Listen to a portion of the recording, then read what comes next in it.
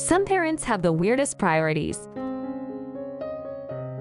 I once worked for a telephone service that took calls for a number of private doctors' offices. We would take calls that came in outside of office hours and send a message to the doctor, who could then prioritize. We were also instructed to tell anyone calling in with an emergency to call emergency services for immediate help.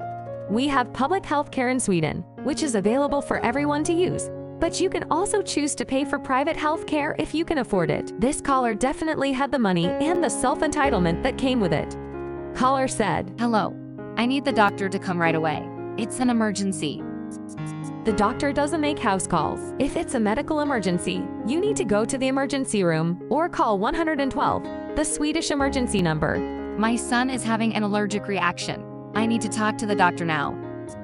The doctor isn't in right now. I repeat, you need to take your child to the or call 112 right away. You listen to me. I'm not paying all this money for private health care and not getting help when I need it. Get me, doctor on the line, right now. He will tell you to go to there. "I'm not going to spend the night at a public hospital. I pay for private health care, and I will have private health care." I knew what the answer would be, but just to cover my own asterisk, I tried to get hold of doctor. He picked up in the middle of dinner, not very happy. "Hi, sorry I'm calling so late. I have caller on the line, and she's requesting to talk to you because her child is having an allergic reaction."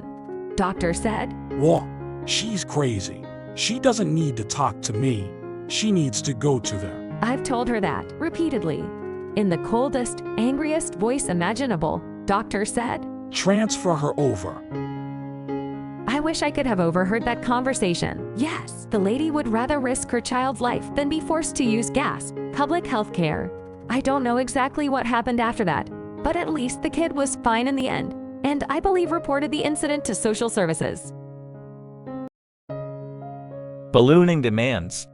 Our store closes at 7 p.m. on weeknights, so we lock our doors at 6:55.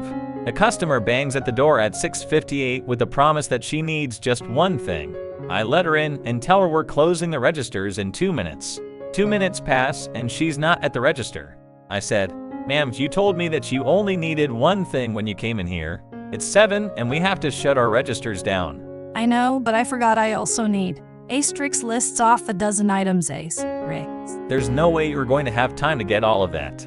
If you want, we can gather this for you and bag it, then you can pick it up in the morning and pay. No, it needs to be tonight. It's an emergency. Sighs and realizes she's going to be a problem. Asterix, I'll ask one of the registers to stay open 5 more minutes, and then we have to shut down. Luckily, the customer is up there in 3 minutes with her arms full.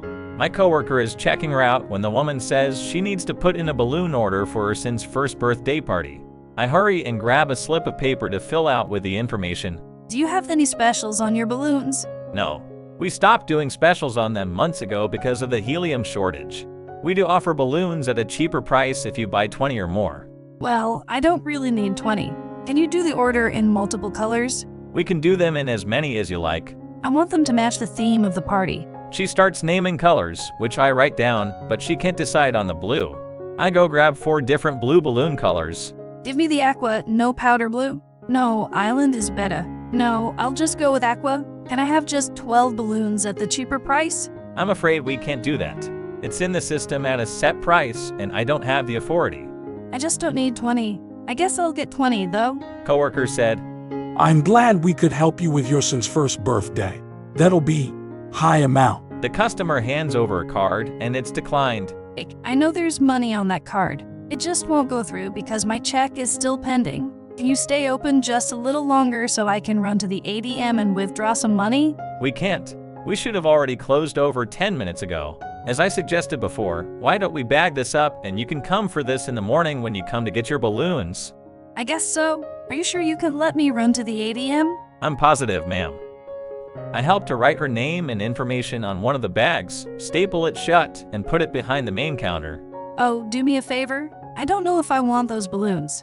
Will you make sure they don't fill them until I call? Yes, ma'am. And after the customer has left, coworker said, "So we just wasted 15 minutes for her to walk out empty-handed, and she's probably going to call and cancel that balloon order tomorrow." Yes.